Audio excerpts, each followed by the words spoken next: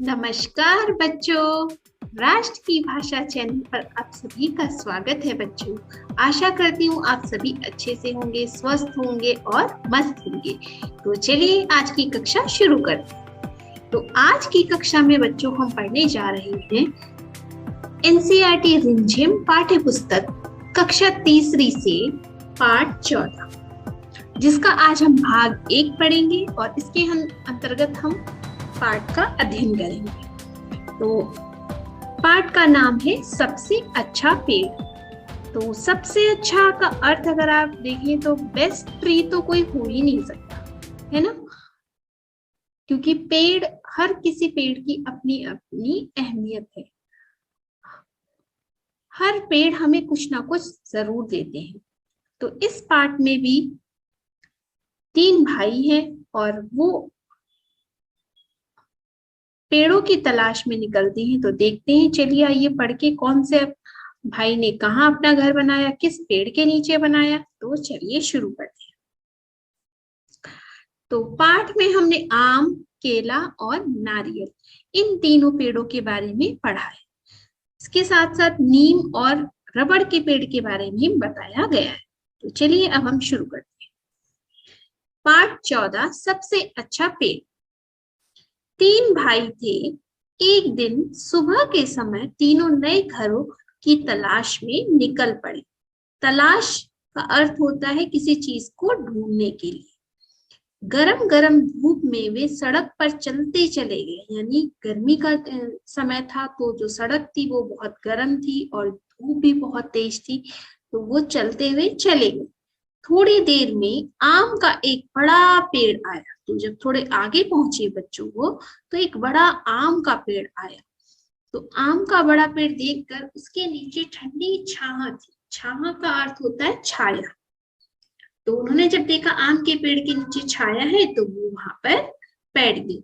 तीनों भाई उसके नीचे आराम करने लगे, यानी थोड़ी देर के लिए बैठ गए और सुस्ताने लगे। पेड़ के पके आम तोड़कर वे मीठा मीठा रस चूसने लगे, यानी पेड़ पे आम लगे थे तो उन्होंने कुछ आम तोड़े बच्चों और उसे चूसने लगे।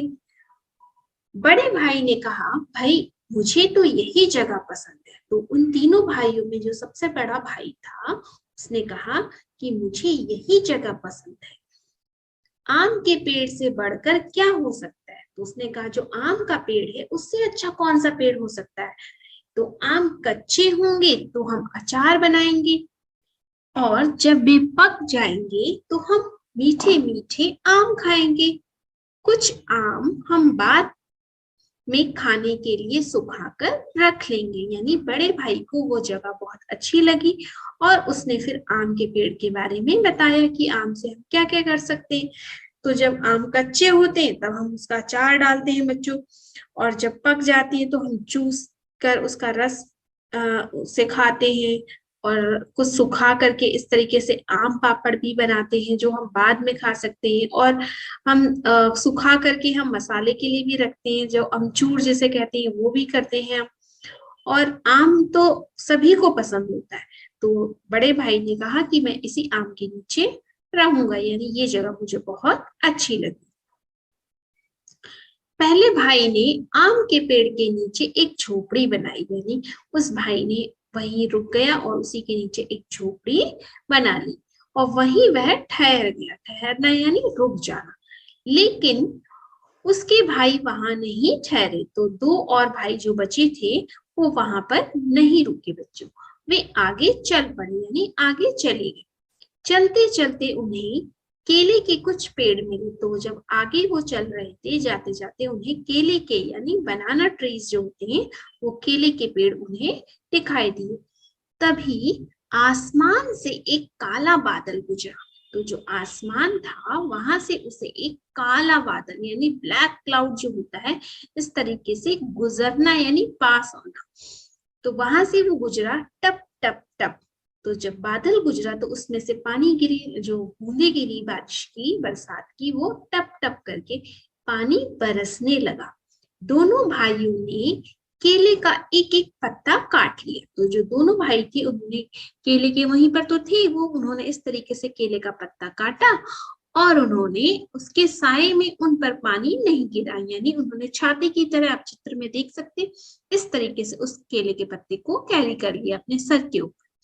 जरा देर में बादल चला गया, यानी थोड़ी देर के बाद वो जो बारिश थी वो बंद हो गई, बारिश रुक गई। दूसरे भाई ने कहा बड़ी भूख लगी है, यानी जो दूसरा भाई था उसने कहा कि बड़ी भूख लगी है। अब जो तीसरा भाई था उसने भी कहा मुझे भी। तीसरे भाई ने कहा, दोनों ने केले का एक पत्ता चीरा, यानी जो पेड़ था वहां से एक केले का पत्ता उन्होंने काटा। चीरना यानी किसी चीज को काटना, चाकू या किसी शार्प चीज की सहायता से। उन्होंने एक एक टुकड़े पर खाना परोसा और दोनों ने भरपेट खाना खाया। इसके बाद एक एक केला भी खाया, यानी इस तरीके से एक पत्ता उन्होंने काटा और इसका आधा टुकड़ा एक भाई ने ले लिया और आधा टुकड़ा एक भाई ने ले लिया बच्चों। और उन्होंने इसी के ऊपर अपना खाना जो उनके पास था उसको परोसना यानी सर्व करना, तो उसको उसके ऊपर रखा और दोनों ने खा लिया। और बाद में पेड़ पे से एक केला तोड़ करके, पका हुआ हो सकता, वहां पे केले लगे होंगे, तो एक केला तोड़ करके उन्होंने केला भी खाया। अब दूसरे भाई ने कहा मैं तो यहीं पर घर बनाऊंगा। तो जब उन्होंने वहां खाना वगैरह खाया, उनको वो जगह अच्छी लगी, तो दूसरे भाई ने क्या कहा, मैं तो यहीं पर अपना घर बनाऊंगा। केले के पेड़ से अच्छा क्या होगा। अब उसे वो केले का पेड़ अच्छा लगा बच्चों, तो उसने केले के पेड़ के बारे में बताया। केले से अच्छा क्या होगा, बढ़िया केले खाने को मिलेंगे, यानी केले के पेड़ के वहां अगर मैं घर बनाऊंगा तो केले खाने के लिए मिलेंगे। उनकी सब्जी बनाएंगे, जब केले कच्चे होते तो केले की क्या बनती है बच्चों, सब्जी भी बनती है, बहुत अच्छी होती है। कुछ केले हम बेच लेंगे और जब ज्यादा हो जाएंगे पेड़ पे केले तो उन्हें हम बाजार में बेच देंगे।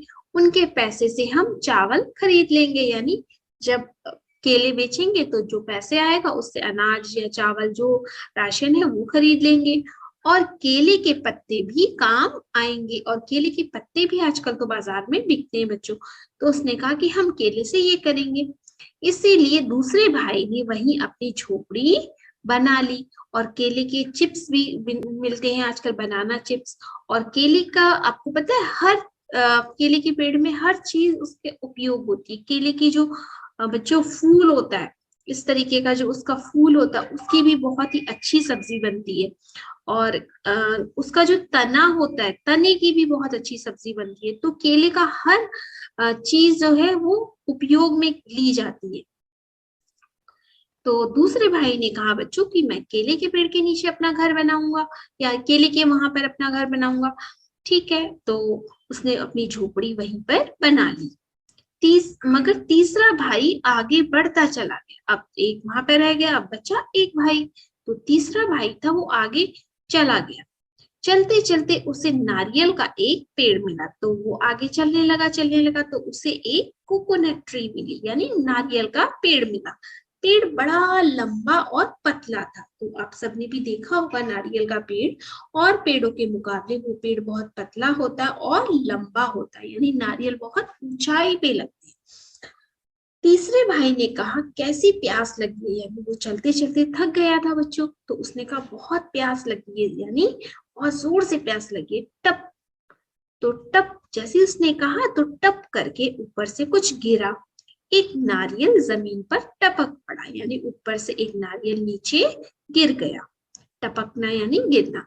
तीसरे भाई ने अपना चाकू निकाला और खर खर नारियल की जटाएं साफ हो गई, यानी उसने अपना चाकू लिया। चाकू लेने के बाद और उस नारियल को क्या किया, इस तरीके से साफ किया। और उसके बाद फिर उसने नारियल के छिलके में छोटा सा छेद किया और उसका ठंडा मीठा पानी पिया।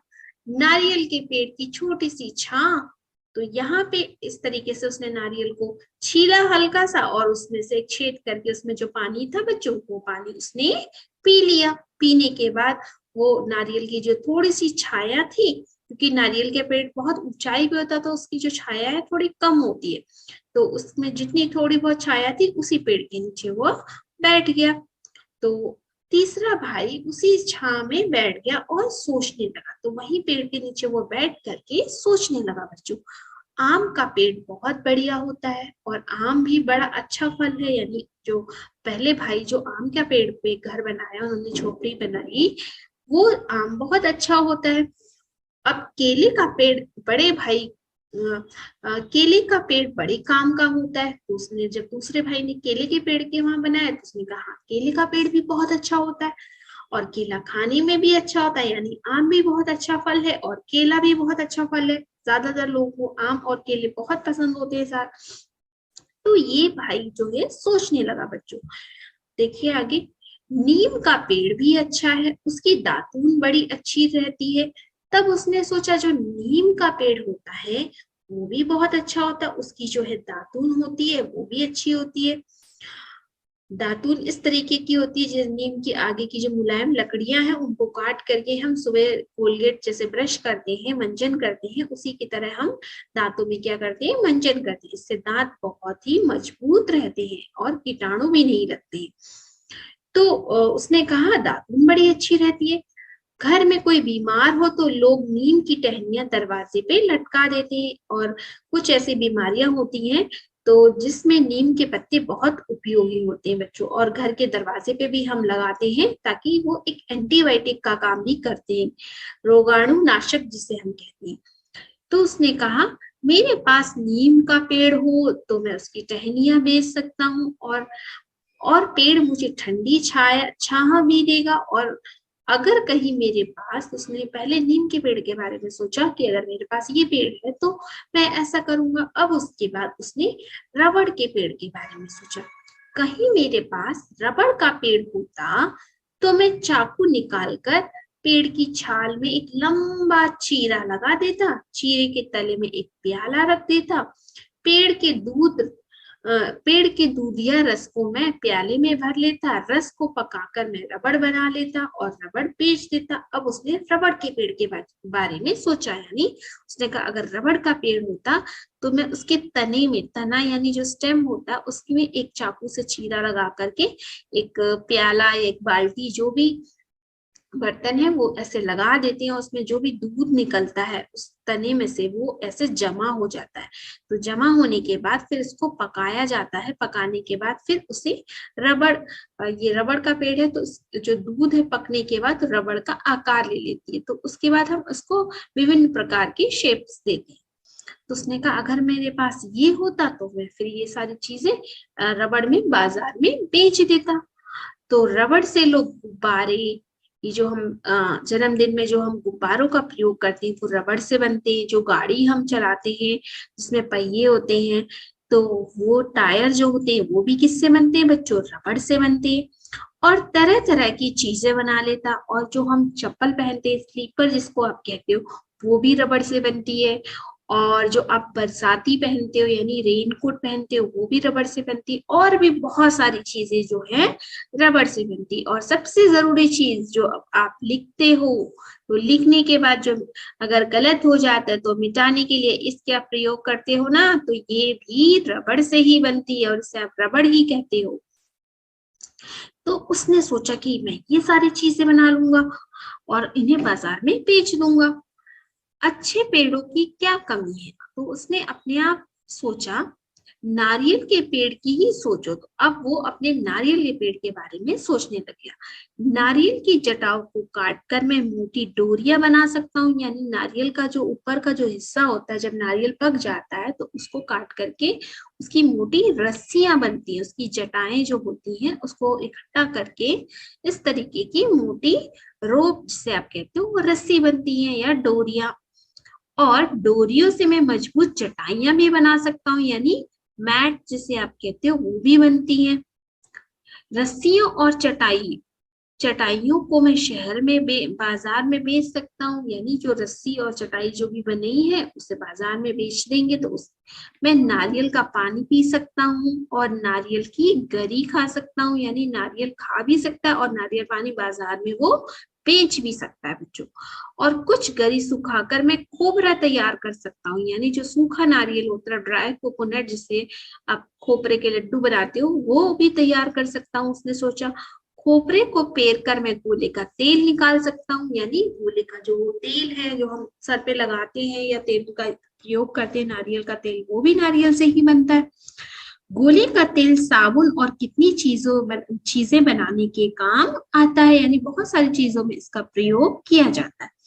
नारियल के छिलकों को साफ करके कटोरे और प्याले बना सकता हूँ, यानी जो नारियल की जो चीजें हैं, जो कोकोनट होता है नारियल, उसका जो बाहर का कवर होता है उसको साफ करके कटोरे बना सकता हूँ या और कई सारी चीजें बना सकता हूँ। ठीक तो है, मेरे लिए तो यही पेड़ सबसे अच्छा है। अब वो अपने लिए कहने लगा कि मुझे तो यही पेड़ सबसे अच्छा लगा, मैं तो इसी के नीचे घर बनाऊंगा, यानी उसने भी तय कर लिया कि अब मैं अपना घर नारियल के पेड़ के नीचे बनाऊंगा। इसीलिए तीसरे भाई ने नारियल के तले अपनी कुटिया बनाई और मजे से रहने लगा, यानी उसने अपना घर नारियल के पेड़ के नीचे बना लिया।